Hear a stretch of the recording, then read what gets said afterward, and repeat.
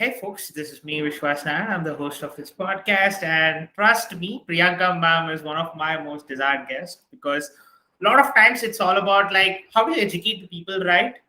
Because you need to have that essence of like we are still a student of life. Like it's all about like how do you be a student in the industry, learn from every person, evolve yourself as most disruptive engineer. I think probably Priyanka ma'am over a course of time has realized that hey, educating the right way is going to be much more purposeful thing than architecting something which is more humongous. I think probably the way she educates people, the way she communicates, the thing that she wants to communicate for us, I think that really says me that she is a perfect teacher, but she's stuck in the IT industry, which is much more bigger and better for her.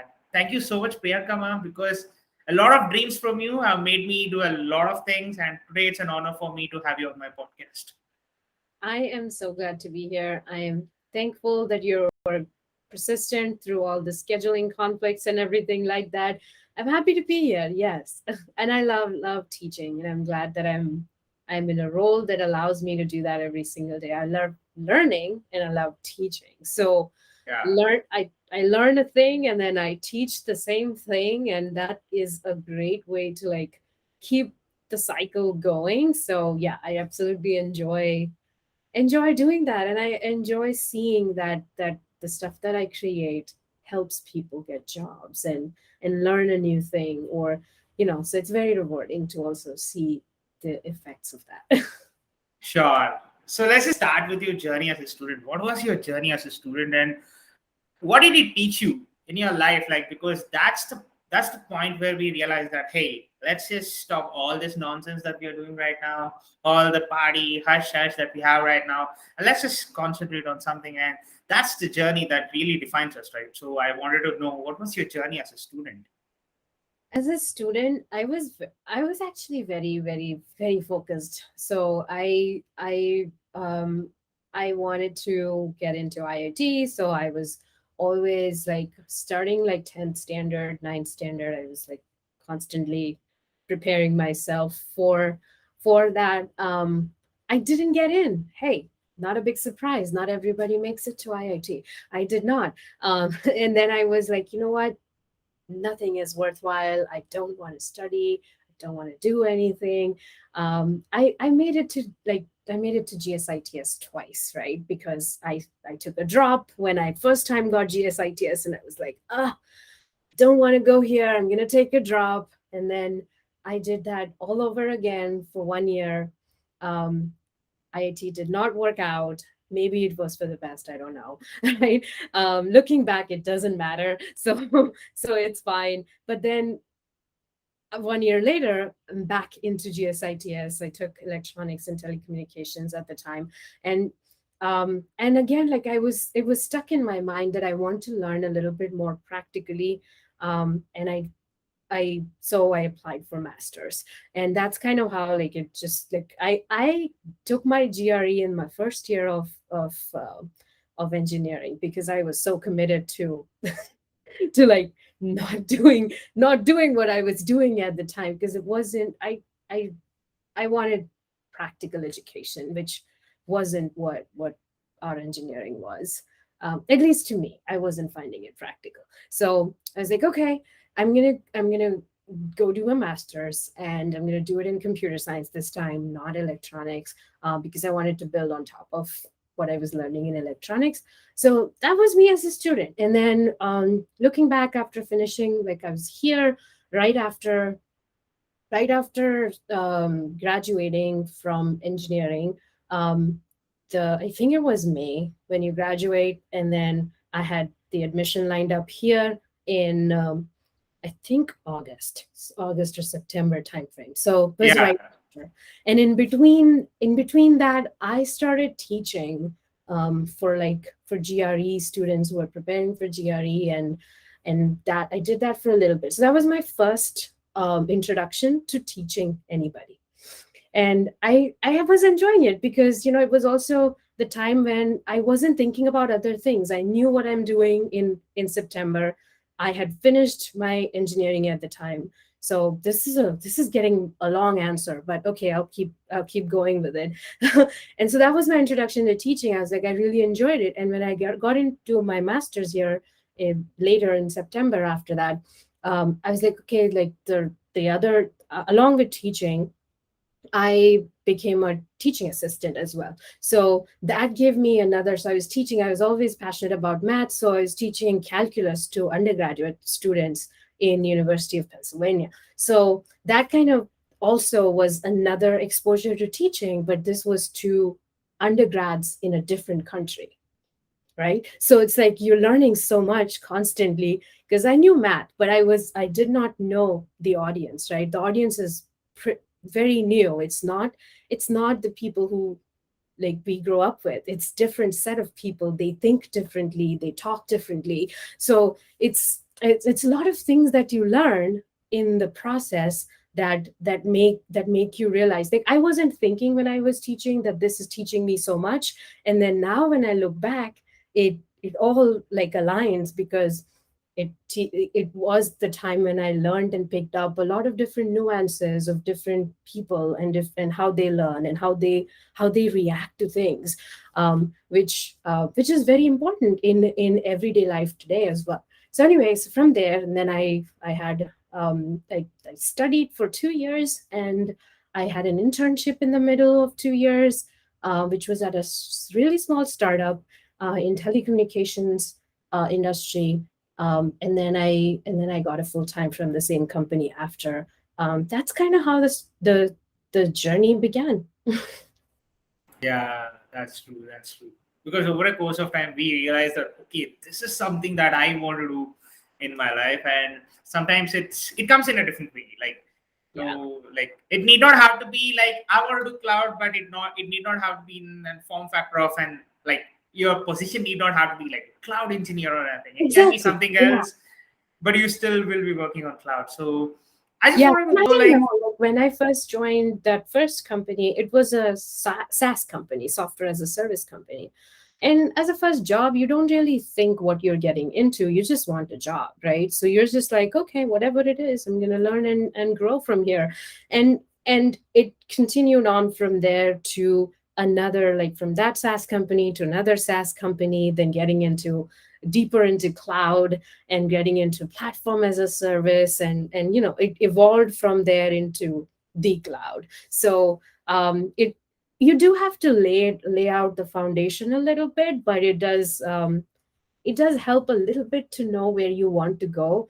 All the job transitions that I did were based on that fact that, okay, now I know SaaS. Now I want to expand my area a little bit more. So I went into APIs, and then I wanted to expand a little bit more. So I went into like a broader like Akamai CDN.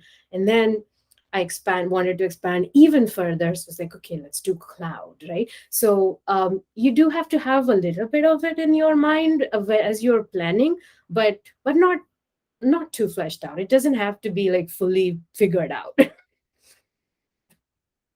yes, that's true. That's true. And also, like, how's the cloud industry as an industry evolved today? Like, because back then it was all about like, hey, you know what? I have a set of hardware, and I know that there is an invention which happened. Like, IP can be connected to your computers, and IP can make you communicate with that computer. And now this is evolving, and I wanted to know like how has the technology evolved today based on your experience? Because a lot of times when you talk in terms of the experience, we can demystify a lot.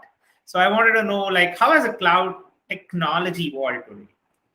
Yeah, and it constantly keeps evolving even today, and it will keep evolving further as well. So it did start with okay, let's move our computers from the basement or servers from the basement to somebody else managing it, to in somebody else's data center. That's kind of how it started, right? But then the needs started growing too, because people started to realize the value of having somebody else run the servers for them, and that gives you more time to focus on your business, which is why the cloud really offers a lot of value, because you don't like you can do what you're good at, and you can have like nobody wants to manage servers or the infrastructure because that's not their business. The business actually is whatever it is that they do, like maybe sell shoes or whatever, right?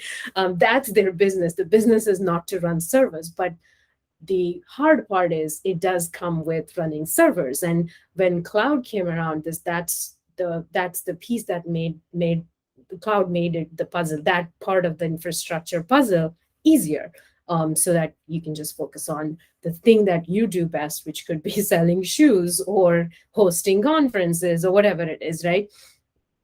Now the way it has evolved is now more and more of the work that the infrastructure can do, is you rely more and more on it. So it's like, okay, I don't even want to spin up servers. Why don't you spin up servers for me, which is the whole serverless space, right? Like, why don't you figure out that I need whatever 100 servers? I don't care.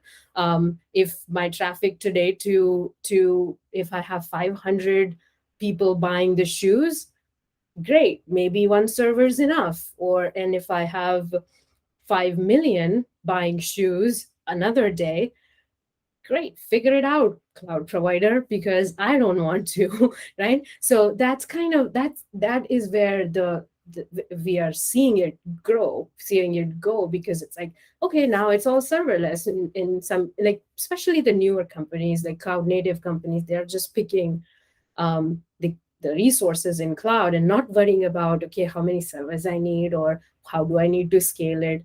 Originally it was just moving stuff from the basement or from wherever it was running into the cloud. Now it's more along the lines of, I don't want to care about this, just run it for me. This is my code, run it for me. I'll give it to you in a container, and I'll ship it to you in a container, and you just need to make sure that it runs all the time, customers need it, and I pay for how much ever long it's running and not paying for rest of the time, right?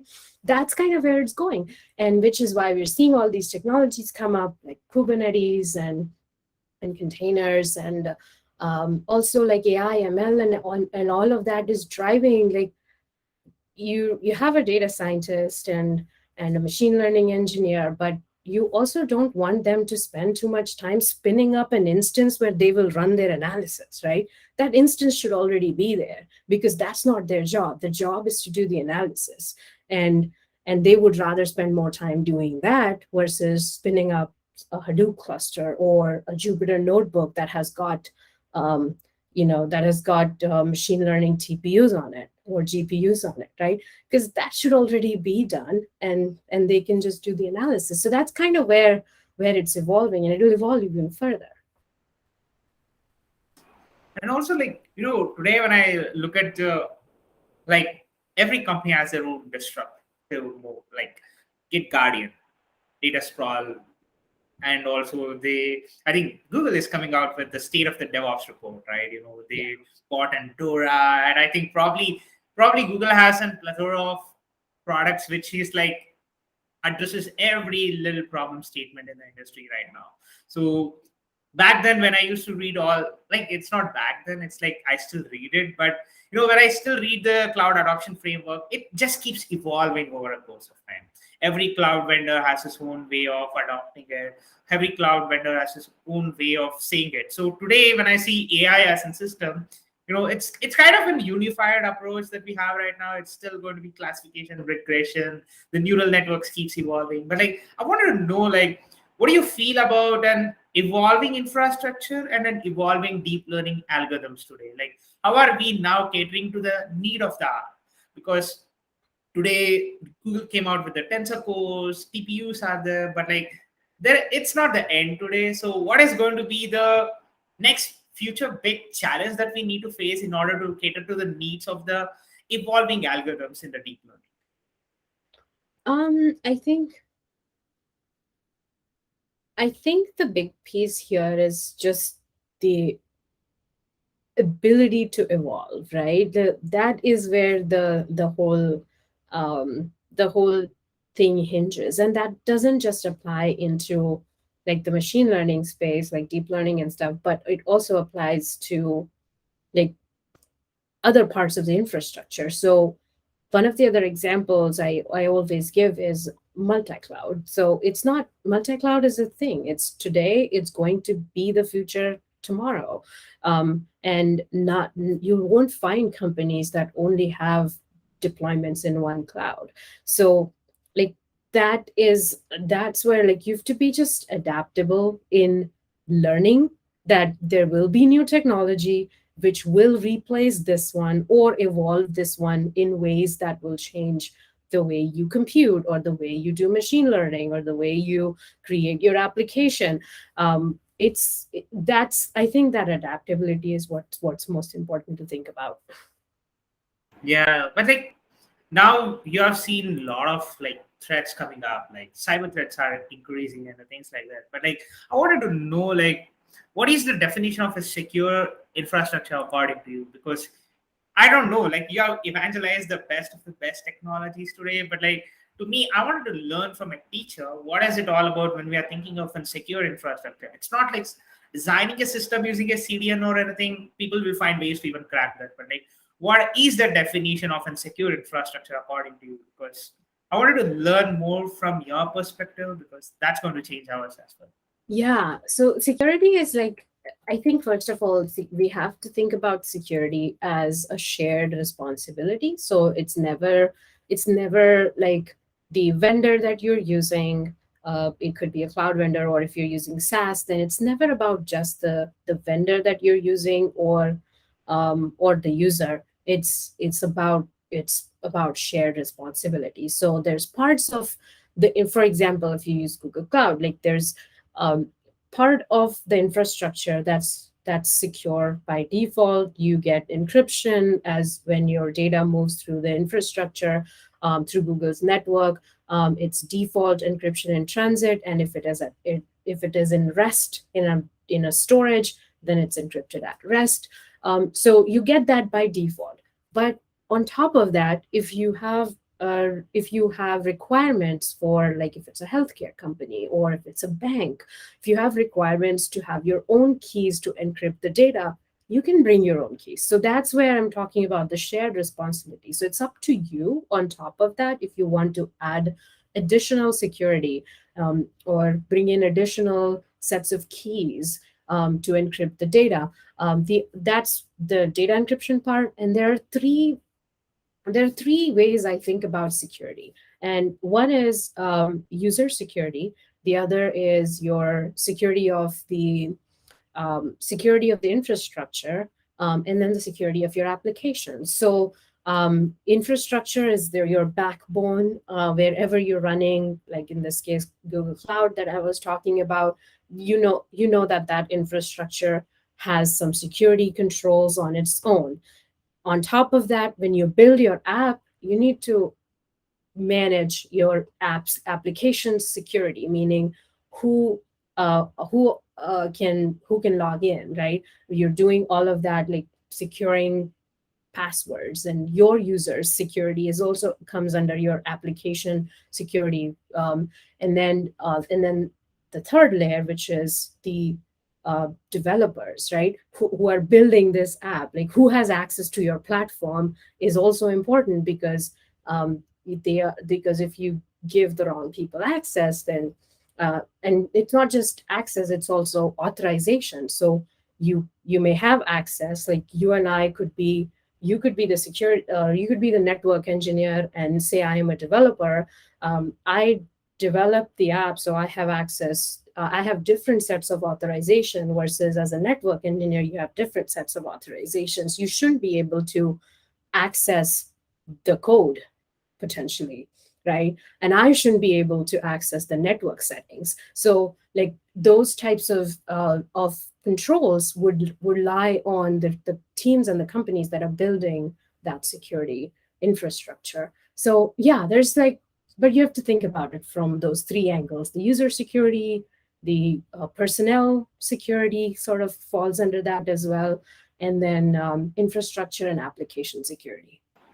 Sure, because it's all about like being accessible, like making it more transparent to the people who are authorized for it, Yeah. and now getting that security. Because I think Netflix is doing pretty amazing in terms of the DevOps culture. Like they have opened their entire production line, and oh my god, that's a whole new level of stories that we can just learn from them.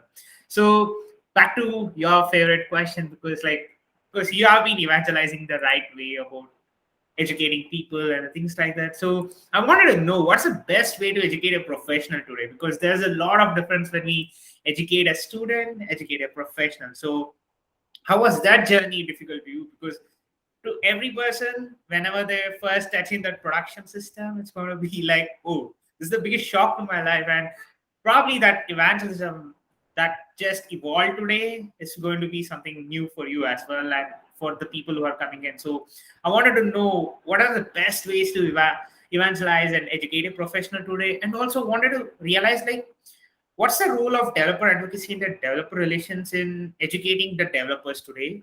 And what's the role of organizations like Google or else any other big organization which are more towards evangelism and the relations? So, what is it all about when we are addressing a huge crowd of professionals today?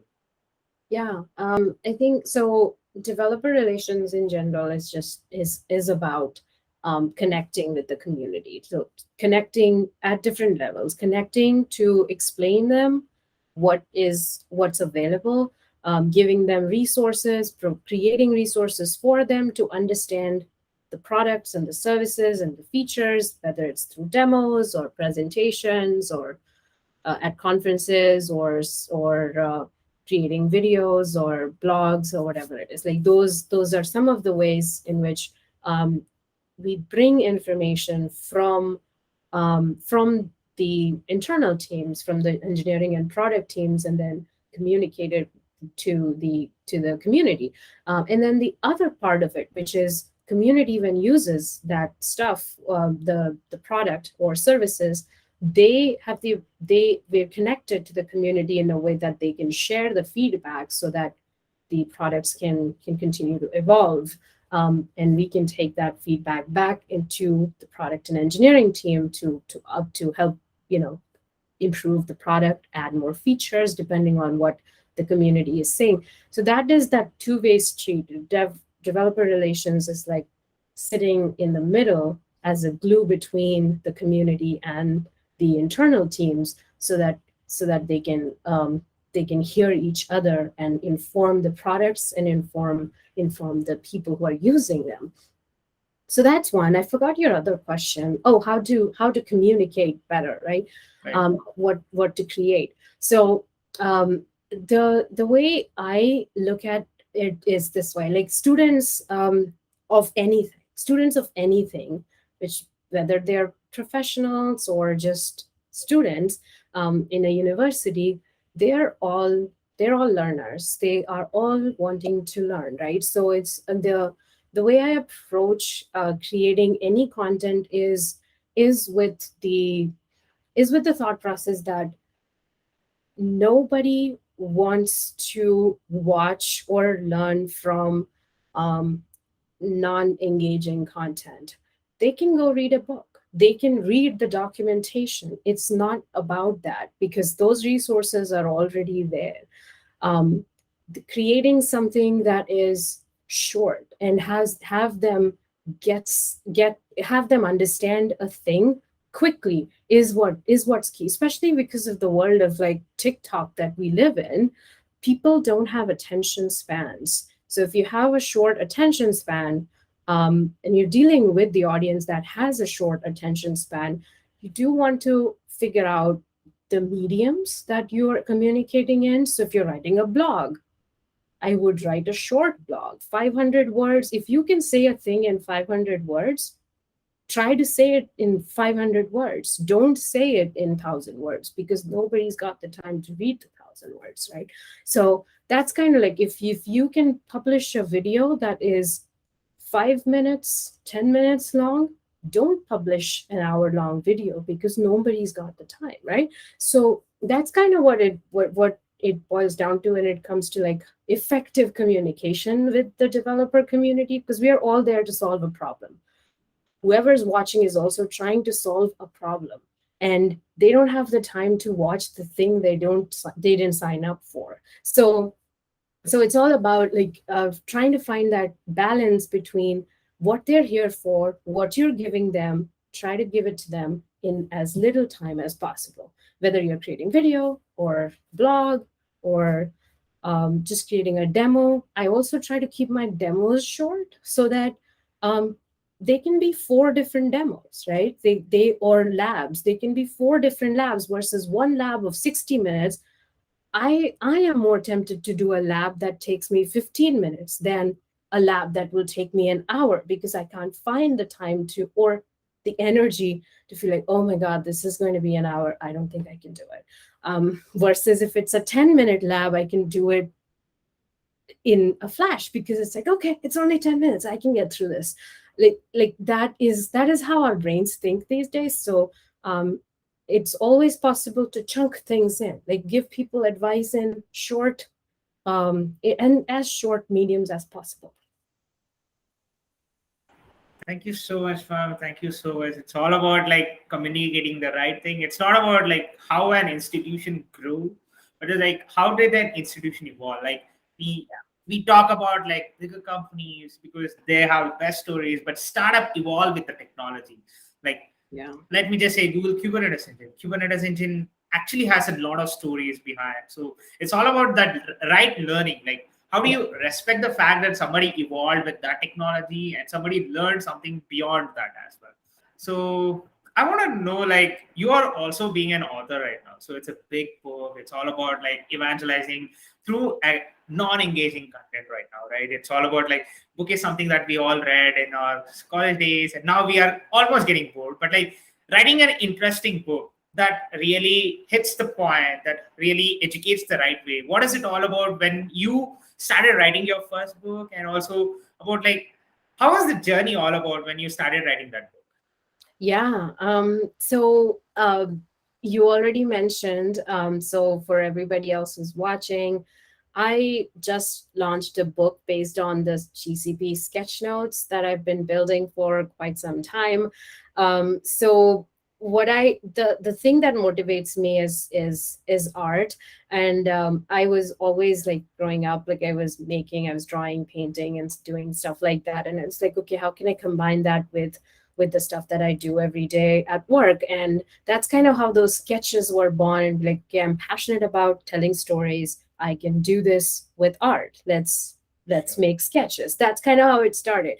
And then the first few I shared got so much attention on social media from the community, and everybody was like, oh, we want more of these, and these are great, and I learned this from that. And people started using them for their certification revisions. The people who are going for like Google Cloud certifications, they would use them for revisions, and they would tell me that this has been helpful. I was like, oh, I can make these I can bring these into a book. So that's kind of how the idea for the book evolved.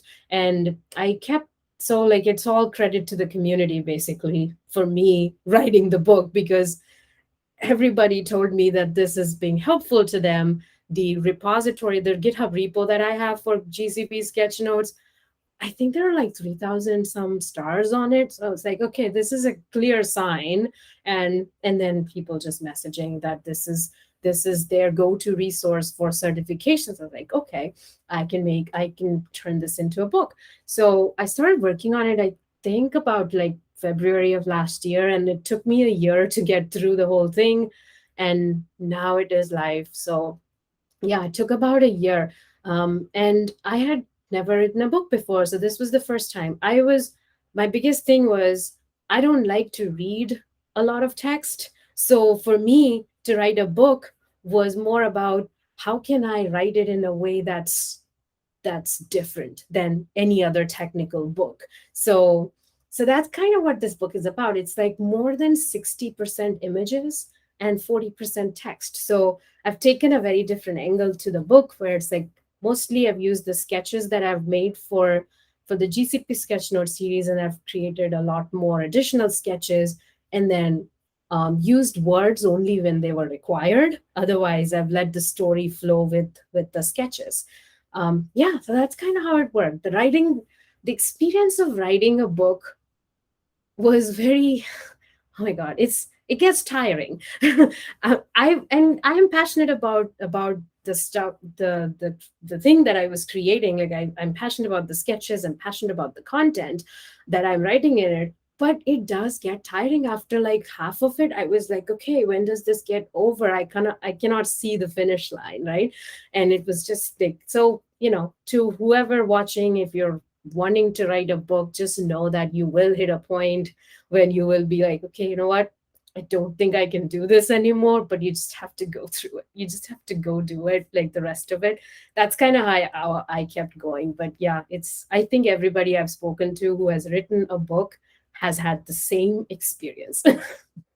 Yes, that's true. That's true. And last question from my side, because it's not about the GCP sketches or anything. Like, what really motivates you even to an every single day? Like, I saw one of your TikTok videos, or else Yeah, it's a YouTube yeah, short which says like day in a life of an cloud advocate or an yeah, engineer, and I was like, oh God, man, she wakes up so early, she works so I much into know. creating content, and also I think you started your lightboard series as well on your Yeah, YouTube channel yeah, as that's well when as I started it. Yeah, okay. No, I first of all, big disclaimer, I do not wake up early. I'm not a morning person, which is why we are doing this in the evening. yeah, I so no, like I think the video, um, the way I made the video, it's like I think 10 a.m. when I started like yeah, my yeah, video. So it's not early morning. It's yeah. late morning, okay? But to me, like, yeah, to me it's Yeah, like, yeah, it does look like that, but that's how. So I don't wake up early. I am a night person. Most of the stuff that I do, the book that you will read, if you end up reading, the audience as well, it's pretty much written in the middle of the night, the entire thing. So I am a night person. My brain functions really well in the night. So the way I do it is like I do all of my meetings and my reading work and the research work during the day, because that's when I can like find resources and I can look for stuff, and I I and then all the distractions that happen during the day with like meetings and dropping meetings, and you have 10 minutes between two meetings, so I would do some research and jot down some points and keep them aside. But then the actual work, like of creativity, like if I'm coming up with a sketch or coming up with a video, um, that creative work is actually happening when I have a stretch of like 3 hours or 2 hours when nobody can bother. And that's usually in the night. Also, my brain functions better in the night. So I keep some time aside in the night to just do that stuff.